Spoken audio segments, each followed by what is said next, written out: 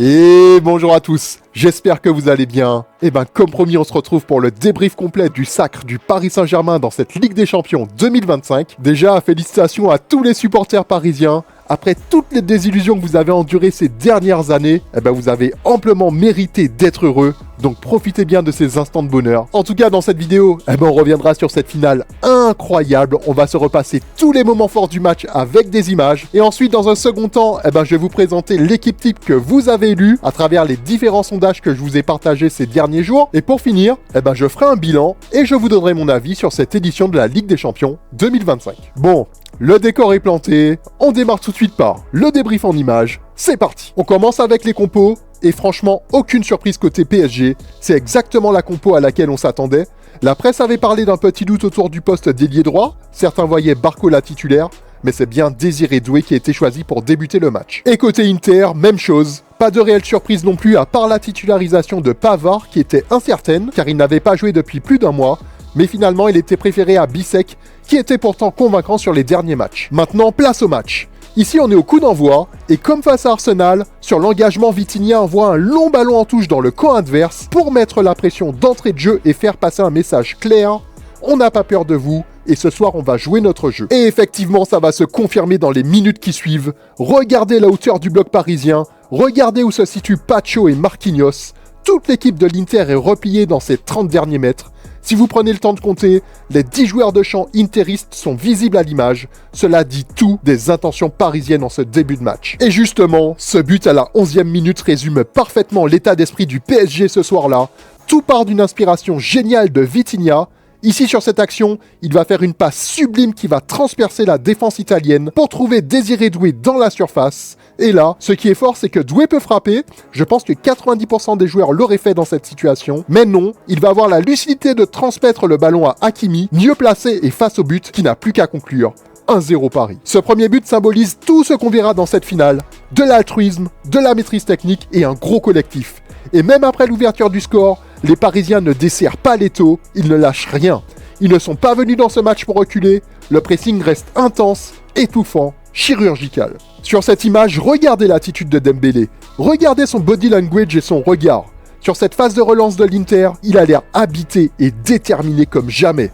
On sent qu'il est là pour faire mal, pour harceler et ne laisser aucune chance à l'adversaire. Et ça ne va pas traîner puisque 10 minutes après l'ouverture du score, sur ce geste défensif de Pacho à la suite d'une attaque de l'Inter, le PSG va récupérer le ballon et partir en contre.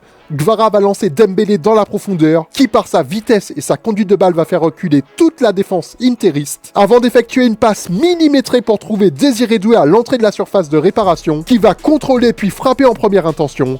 2-0, clinique, efficace, tranchant, Paris déroule. Et tout le long de cette première mi-temps, le PSG continue d'imposer son intensité, malgré les 2 buts d'avance qui pourraient laisser penser à un relâchement, mais pas du tout.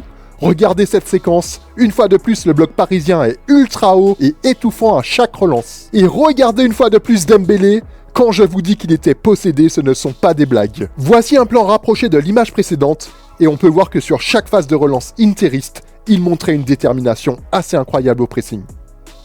Et côté Inter, il se passe quoi ? Toujours pas grand-chose, mis à part cette tête dangereuse de Marcus Thuram qui passe juste à côté. Et pourtant, pendant toute cette première mi-temps, j'ai vu Simone Inzaghi gesticuler dans tous les sens pour demander à son équipe de se montrer plus entreprenante, mais rien à faire, il n'y a aucune solution. Les statistiques de cette première mi-temps sont implacables. Paris domine littéralement dans tous les domaines, que ça soit en termes d'expected goals, 1,42 contre 0,19 pour l'Inter, en termes de possession avec 62% contre 38 pour l'Inter, ou encore en termes de nombre de tirs avec 13 tirs pour le PSG contre seulement 2 pour l'Inter. Cette première mi-temps est une démonstration. Et donc à la mi-temps, je me dis que Simone Inzaghi va profiter de la pause pour remobiliser son groupe dans le vestiaire, et donc je m'attends à voir un tout autre visage de cette équipe de l'Inter dans cette seconde période. Eh ben non. Sur cette image, on est à la 46e minute de jeu, soit 1 minute après le retour des vestiaires, et comme vous pouvez le voir, rien n'a changé. Le PSG est toujours aussi haut et agressif dans le pressing, avec Ousmane Dembélé en chef de file, toujours aussi expressif dans son body language. Et de son côté, l'Inter ne fera pas mieux dans les 45 minutes de jeu restantes. C'est simple, ils n'ont aucune solution tactique ou technique face à ce collectif parisien. Et c'est donc logiquement que le Paris Saint-Germain va asseoir définitivement sa domination avec un 3e but inscrit à la 63e minute de jeu. Tout part de Vitinha qui orchestre parfaitement l'action. Avec un relais avec Dembélé, il fixe la défense et trouve Désiré Doué lancé dans la profondeur, qui d'une frappe millimétrée ajuste parfaitement le gardien. 3-0. À ce moment-là, je me dis que le match est plié. Il restait 30 minutes de jeu, et dans le football, on sait qu'en 30 minutes de jeu, tout est toujours possible, et les Parisiens le savent encore plus que quiconque, après toutes les désillusions qu'ils ont déjà vécues dans le passé. Mais sur ce match, la domination était telle que le doute n'a finalement que très peu existé. Et effectivement, 10 minutes plus tard, le PSG enfonce encore un peu plus le clou. Tout part d'une récupération de Nuno Mendes qui transmet le ballon à Dembélé, qui est décidément dans tous les bons coups. Et ce dernier va parfaitement lancer Kvara dans la profondeur, qui va se retrouver en 1 contre 1 face à Yann Sommer. Et sans trembler, le Géorgien vient marquer son premier but dans le match et participer à la fête. 4-0. S'il restait toujours des doutes pour quelques personnes, ce 4e but a clairement mis fin à tout suspense. Même Luis Enrique ne peut retenir sa joie. Sur son visage, on peut ressentir qu'il savoure pleinement le moment. L'objectif est rempli. Le trophée tant espéré depuis ces 14 dernières années par tout un club, par tout un peuple, ira à Paris, il n'y a plus aucun doute. Et comme si ça ne suffisait pas, le PSG va parachever sa démonstration grâce à un but de Seny Mayulu, jeune Titi parisien tout juste entré en jeu, qui vient d'inscrire le 5e et dernier but de ce match. Jamais une équipe n'avait remporté une finale sur un score aussi large. L'Inter n'a jamais existé. Le PSG a marché sur cette rencontre du début à la fin. Bravo Paris, bravo Luis Enrique. Au niveau des performances individuelles, Désiré Doué a obtenu la meilleure note, tout comme son entraîneur Luis Enrique avec un 10 sur 10. Et pour une fois, je suis entièrement d'accord avec les notes du journal L'Équipe. Tous les joueurs ont répondu présent, et il n'y a rien d'étonnant de ne voir aucune note en dessous de 7. Côté Inter, c'est autre chose. Toutes les notes sont comprises entre 1 et 4 sur 10. Pour être honnête, je ne comprends pas trop les plus hautes notes données à Pavard et Thuram, mais bon, je ne vais pas chipoter, dans l'ensemble les notes sont cohérentes. Bon allez, on a fait le tour de cette finale, maintenant passons à la deuxième partie, mais juste avant, si tu aimes ce que tu vois jusqu'à maintenant, n'oublie pas de mettre un like, c'est super important pour moi, comme je le répète à chaque vidéo, parce que ça aide la chaîne à grandir, tout simplement. Allez, on passe à la suite. Avant de vous présenter l'équipe, donc que vous avez élue à travers les différents sondages que je vous ai postés, regardons déjà l'équipe désignée par l'UEFA de cette Ligue des Champions. C'est parti. Dans cette équipe, il y a un total de 7 joueurs parisiens, 2 joueurs du Barça, 1 joueur d'Arsenal et 1 joueur de l'Inter. Bon, l'UEFA est parti sur un 4-2-4. Il ne faut pas trop se fier au dispositif et à la cohérence tactique. L'idée ici est surtout de récompenser les meilleurs joueurs de la compétition. Et du coup, dans les cages, on retrouve Donnarumma. Je pense effectivement qu'il n'y a aucun débat possible. Il a eu un rôle clé dans la victoire finale du Paris Saint-Germain. En défense centrale, on a le binôme Bastoni-Marquinhos. Alors pour être honnête, j'aurais mis Pacho à la place de Bastoni ou même de Marquinhos, parce que premièrement, c'est le défenseur qui a récupéré le plus de ballons dans la compétition. Et je pense aussi tout simplement qu'avec tous les matchs que j'ai regardés, ça a été pour moi le défenseur le plus solide en Ligue des Champions cette année. Au niveau des arrières latéraux, on retrouve 2 joueurs parisiens. Nuno Mendes en tant qu'arrière latéral gauche et Hakimi à droite. Je pense qu'il n'y a effectivement aucun débat. Ils ont été monstrueux du début à la fin. Nuno Mendes m'a impressionné par ses performances défensives dans certains matchs clés. Il a éteint à lui tout seul Mohamed Salah sur les 2 matchs joués contre Liverpool. Il a aussi mis en difficulté Bukayo Saka. Enfin bref, il a été infranchissable. Hakimi lui m'a impressionné par ses performances offensives. Physiquement, on savait que c'était une bête et qu'il pouvait répéter des efforts. Mais là où il m'a le plus impressionné, c'est sur sa justesse technique et sa prise de décision.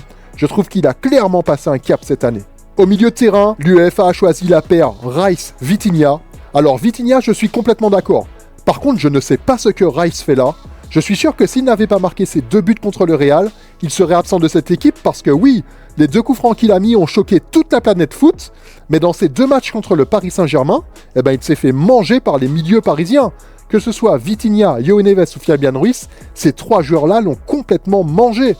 Donc franchement, j'aurais clairement mis un autre joueur à sa place. Par contre, sur les ailes, je suis complètement d'accord. Rafinha et Yamal méritent clairement leur place dans l'équipe.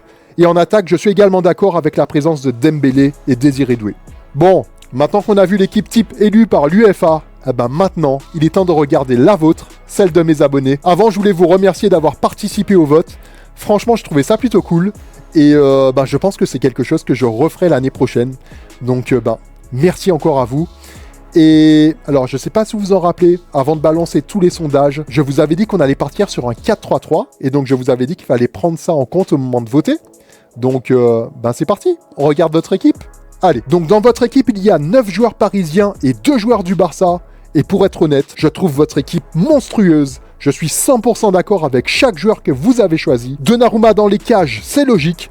La défense 100% parisienne avec Nuno Mendes, Pacho, Marquinhos et Hakimi, c'est également logique. Votre milieu de terrain est juste incroyable. J'aurais fait exactement le même avec Vitinha, João Neves et le Barcelonais Pedri qui était monstrueux dans la compétition. Et votre attaque est juste magique avec le trio Gvara, Dembélé et Lamine Yamal. Je le répète, j'aurais fait exactement le même 11 que vous. Bon, allez, on va aborder la dernière partie, le bilan. C'est parti. Donc je voulais prendre quelques secondes avant de finir cette vidéo pour vous donner mon impression en fait sur cette Ligue des Champions, du coup que j'ai débriefé. J'ai fait énormément de débriefs à partir du mois de février. Et donc je sais pas si vous vous en rappelez, pour ceux qui me suivent depuis le début, j'avais fait donc la toute première vidéo de ma chaîne, j'avais donné mon avis sur cette Ligue des Champions et ce nouveau format. Si vous ne l'avez pas vu, allez le voir, même si la qualité est complètement pourrie, mais c'est pas grave. Et dans cette vidéo, je disais que j'étais plutôt satisfait de ce nouveau format parce que ça donnait plus de matchs, plus de gros matchs surtout, et qu'il y avait quelques surprises, par exemple la présence de Brest en phase éliminatoire ou celle de Lille en 8e, et que du coup, que j'étais plutôt optimiste. Et je dois vous avouer que mon impression se confirme. J'ai vraiment kiffé la suivre. On a eu de très gros matchs. Je pense à l'Inter-Barça. Il y a eu quoi d'autre Il y a eu ce PSG Liverpool que j'ai kiffé. Enfin bref, là je me souviens pas de tout là tout de suite. Mais globalement, je suis très très très satisfait de cette saison de Ligue des Champions. Donc franchement, bilan positif. J'ai donc hâte d'être à la saison prochaine pour voir si mon impression là se confirme. Et toi alors, tu as pensé quoi de cette Ligue des Champions? Tu as kiffé ou pas? Dis-moi ça dans les commentaires. Bon, on arrive à la fin de cette vidéo. Merci d'avoir regardé jusqu'au bout. Pour information, dans ma prochaine vidéo, je te donnerai mon top 5 du classement du Ballon d'Or 2025. Alors, dans cette vidéo, je ne vais pas me contenter de prédire les futurs votes des journalistes. Non, je te donnerai mon top 5 de manière très subjective par rapport à des critères bien précis. Donc si ça t'intéresse et si tu n'es pas abonné, n'oublie pas de le faire pour être sûr de ne pas manquer cette vidéo. En tout cas, je te souhaite de passer une excellente semaine et je te dis à très vite. Ciao, ciao. Touchdown, buzzer beater, do it all now, top corner talking home run. Touchdown, buzzer beater, do it all now, top corner like.